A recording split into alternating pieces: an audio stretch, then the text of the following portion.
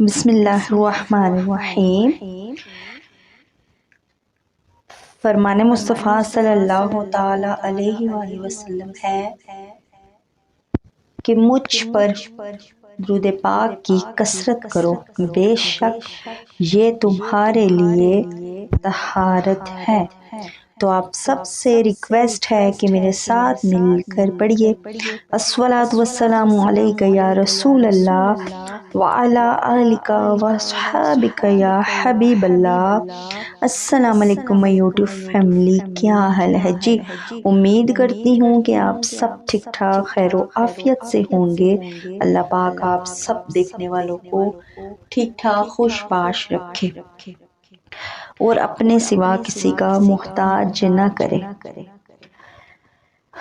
آج کا اسلامی واقعہ ہے حضرت سیدنا ابراہیم کبیر علیہ رحمۃ اللہ تعالی فرماتے ہیں کہ سردیوں کے دن تھے، میں مسجد کے دروازے پر بیٹھا ہوا تھا کہ قریب سے ایک شخص گزرا جس نے 2 گڈڑیاں اوڑھ رکھی تھی۔ میرے دل میں بات آئی، شاید یہ بھکاری ہے، کیا ہی اچھا ہوتا کہ یہ اپنے ہاتھ سے کما کر کھاتا۔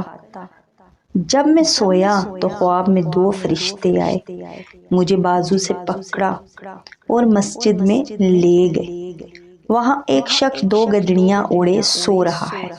جب اس کے چہرے سے ہٹایا گیا تو یہ دیکھ کے حیران رہ گیا، یہ تو وہی شخص ہے جو میرے قریب سے گزرا تھا۔ فرشتوں نے مجھ سے کہا، اس کا گوشت کھاؤ۔ میں نے کہا، میں نے اس کی کوئی غیبت نہیں کی۔ کہا، کیوں نہیں؟ تو نے دل میں اس کی غیبت کی ہے۔ کیوں نہیں کی؟ تو نے دل میں اس کی غیبت کی ہے، اس کو حقیر جانا اور اس سے ناخوش ہوا۔ حضرت سیدنا ابراہیم اجری رحمۃ اللہ تعالیٰ قدیر فرماتے ہیں، پھر میری آنکھ کھل گئی۔ خوف کی وجہ سے مجھ پر لرزہ طاری تھا۔ میں مسلسل 30 دن اسی مسجد کے دروازے پر بیٹھا رہا، صرف فرض نماز کے لیے وہاں سے اٹھتا۔ میں دعا کرتا کہ دوبارہ وہ شخص مجھے نظر آئے تاکہ اس سے معافی مانگوں۔ 1 ماہ بعد وہ پرسرار شخص مجھے نظر آیا، پہلے کی طرح اس کے جسم پہ 2 گڈڑیاں تھیں۔ میں فوراً اس کی طرف لپکا، مجھے دیکھ کر وہ تیز تیز چلنے لگا، میں پیچھے ہو لیا۔ آخر کار میں نے اس کو پکار کر کہا، اے اللہ عز و جل کے بندے، میں آپ سے کچھ بات کرنا چاہتا ہوں۔ اس نے کہا، اے ابراہیم، کیا تم بھی ان لوگوں میں سے ہو جو دل کے اندر مومنین کی غیبت کرتے ہیں اور اس کے منہ سے اپنے بارے میں غیب کی خبر سن کر؟ میں بے ہوش ہو کر گر پڑا۔ جب ہوش آیا تو وہ شخص میرے سرہانے کھڑا تھا۔ اس نے کہا، کیا دوبارہ ایسا کرو گے؟ میں نے کہا، نہیں، اب کبھی بھی ایسا نہیں کروں گا۔ پھر وہ پرسرار شخص میری نظروں سے اوجھل ہو گیا اور کبھی دوبارہ نظر نہیں آیا۔ اللہ عز و جل کی ان پر رحمت ہو اور ان کے صدقے ہم سب کی مغفرت ہو۔ اس سے یہ معلوم ہوا کہ کسی کے بارے میں بدگمانی بھی غیبت ہے، یعنی کسی واضح قرینے کے بغیر کسی کے بارے میں برائی کو دل میں جما لینا کہ وہ ایسا ہی ہے، بدگمانی کہلاتا ہے، یعنی یہ دل کی غیبت ہے۔ کسی کے سادہ لباس وغیرہ کو دیکھ کر اسے حقیر اور بھیک مانگنے والا فقیر جاننا بہت بڑی بھول ہے۔ کیا معلوم ہم جسے حقیر تصور کر رہے ہیں وہ کوئی گدڑی کا لال یعنی پہنچی ہوئی ہستی ہو، جیسا کہ اس حکایت سے ظاہر ہوا کہ وہ گدڑی پوش شخص کوئی عام آدمی نہیں بلکہ خدارا سید بزرگ تھے۔ حضرت سیدنا حسن بصری بے انتہا منکسر المزاج تھے، ہر شخص کو اپنے سے بہتر تصور کیا کرتے۔ ایک دن درائے دجلہ کے کنارے کسی حبشی کو شراب کی بوتل کے ساتھ ایک عورت کے ہمراہ دیکھا تو آپ رحمۃ اللہ تعالیٰ نے دل میں کہا، کیا یہ شرابی حبشی بھی مجھ سے بہتر ہو سکتا ہے؟ اسی دوران کسی ایک کشتی گزری جس پر 7 افراد سوار تھے، یکایک وہ غرق ہوئی اور 7 آدمی ڈوب گئے۔ یہ دیکھ کر حبشی دریا میں کود گیا اور اس نے ایک ایک کر کے 6 افراد نکالے، پھر مجھ سے بولا، 7واں آپ نکالیے، میں تو آپ کا امتحان لے رہا تھا کہ آپ صاحب باطن بھی ہیں یا نہیں۔ اور سن لیجئے، یہ عورت کوئی اور نہیں بلکہ میری امی جان ہے، اور اس بوتل میں شراب نہیں سادہ پانی ہے۔ آپ رحمۃ اللہ تعالیٰ سمجھ گئے کہ یہ حبشی کوئی عام آدمی نہیں بلکہ میری اصلاح کے لیے آئی ہوئی غیبی ہستی ہے، لہذا آپ رحمۃ اللہ تعالیٰ نے اس کا احترام کیا اور دعا کی، درخواست کی۔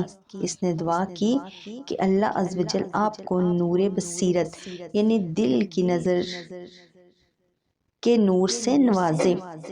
اس کے بعد آپ رحمۃ اللہ تعالیٰ نے کبھی بھی خود کو کسی سے بہتر نہیں سمجھا، یہاں تک کہ ایک بار کسی نے پوچھا، کیا کہ کتا بہتر ہے یا آپ؟ تو آپ نے فرمایا، اگر عذاب سے نجات پا گیا تو میں بہتر، ورنہ کتا مجھ سے سینکڑوں گناہگاروں سے بہتر ہے۔ اللہ عز و جل کی ان پر رحمت ہو اور ان کے صدقے ہماری مغفرت ہو۔ اس سے معلوم ہوا کہ وہ حبشی کوئی پہنچے ہوئے بزرگ تھے، لہٰذا کسی کی ظاہری شکل، صورت اور لباس دیکھ کر اسے ہرگز تحقیر نہیں کرنی چاہیے۔ حضرت سیدنا امام محمد غزالی فرماتے ہیں کہ ایک سال مدینہ منورہ میں قحط ہوا، لوگوں کو غم ہوا۔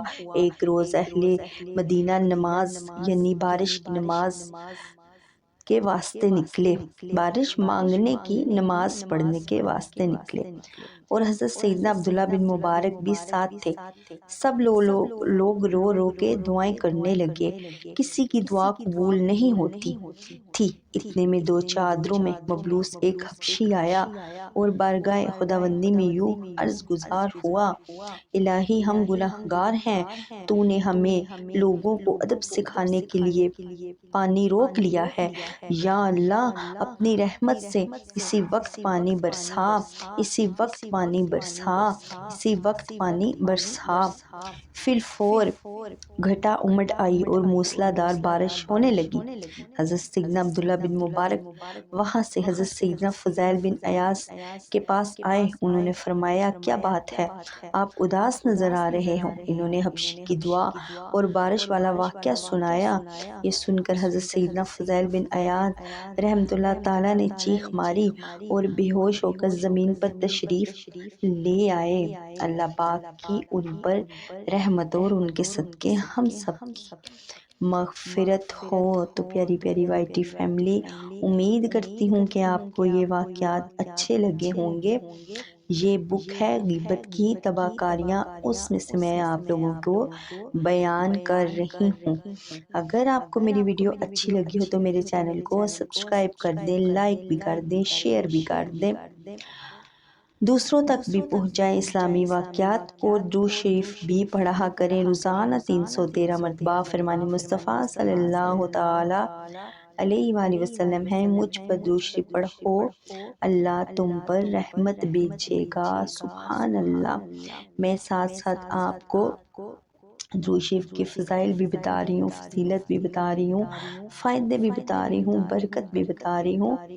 تو اس لیے درود شریف کو اپنا معمول بنا لیجئے، اور مجھ گناہگار کو بھی اپنی دعاؤں میں لازمی یاد رکھنا۔ جو بھی یہ میری ویڈیو دیکھ رہا ہے، نماز کے بعد میرے لیے بھی بالخصوص دعا کیا کرے کہ اللہ پاک مجھے اپنے سوا کسی کا محتاج نہ کرے۔ اللہ پاک تمام مشکلیں، تمام مسلمانوں کی تمام مشکلیں دور فرمائے اور سب کی جائز حاجتیں پوری کرے۔ اور جو ہمارے حق میں بہتر ہے اللہ پاک ہم سب کو عطا کرے، جو نہیں بہتر اللہ پاک اس پر صبر کرنے کی توفیق عطا فرمائے۔ اسی کے ساتھ میں چلتی ہوں، میری زندگی رہی تو انشاءاللہ میں کل ایک نئی ویڈیو کے ساتھ آؤں گی۔ السلام۔